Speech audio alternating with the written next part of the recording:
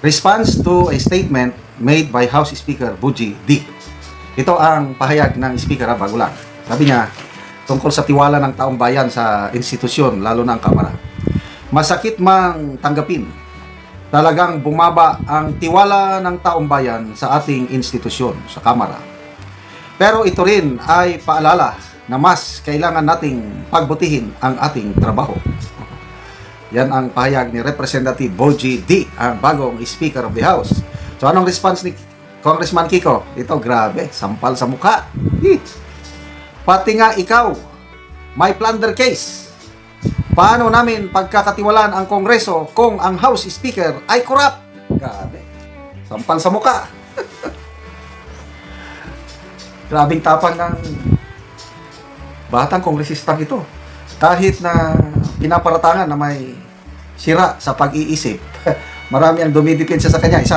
May po si Dr. Loren Badoy. Sabi niya, Congressman Barsaga has the most stable mind in Congress.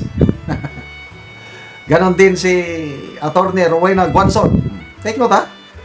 Di kalidad yan, Attorney Rowena Guanzon. Harvard graduate pala itong si Attorney Rowena Guanzon. Grabe.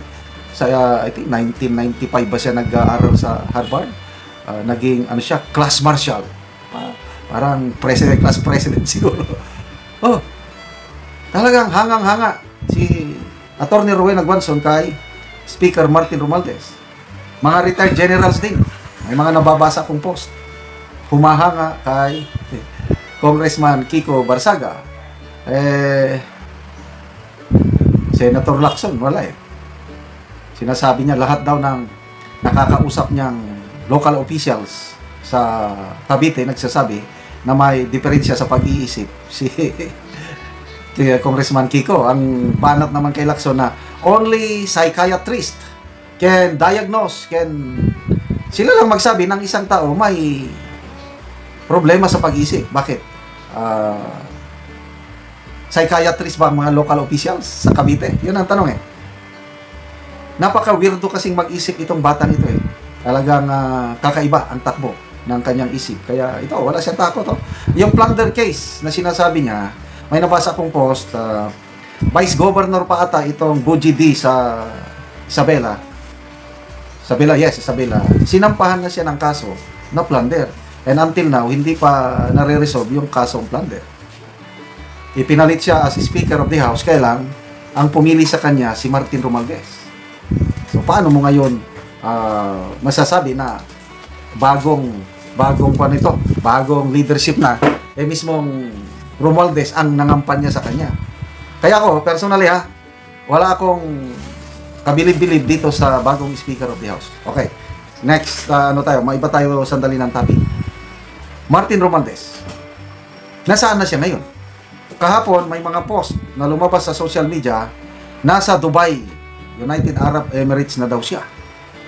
Tapos may mga post na lumabas na ang kampo ni Congressman Martin Romualdez humihingi ng travel clearance sa Kongreso para 14 days magpunta sa ibang bansa para magpagamot. Ang tanong, where is transparency? Nasaan na ngayon si Congressman Martin Romualdez? Ang House tahimik.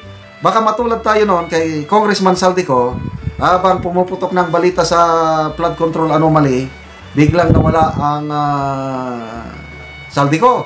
Tinatanong itong si spokesperson Attorney Abante, sabi niya, hindi ko alam, hindi niya alam.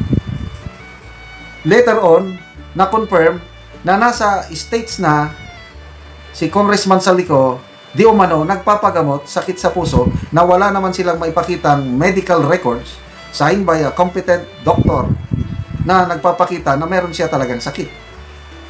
So, nasaan ang transparency ng House?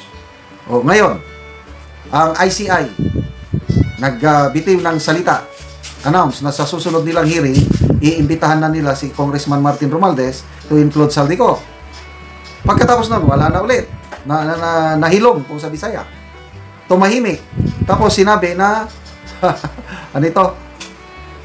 private hearing. Ang dami nang nananawagan ngayon na dapat i-live nila ang hearing. Bakit takot nilang i-live? Nasaan na ngayon si Romualdez? Inihintay ba nilang makalis bago nila i-live? Wala. Transparency naman kaya. What's the use of creating ICI kung ayaw nyong ipakita sa taong bayan ang ginagawa nyong investigasyon?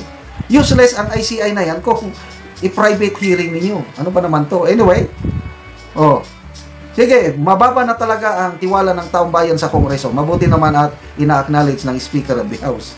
Salamat dito kay Congressman Kiko Barsaga na matapang na nagsasalita para sa parang boses na siya ng taong bayan.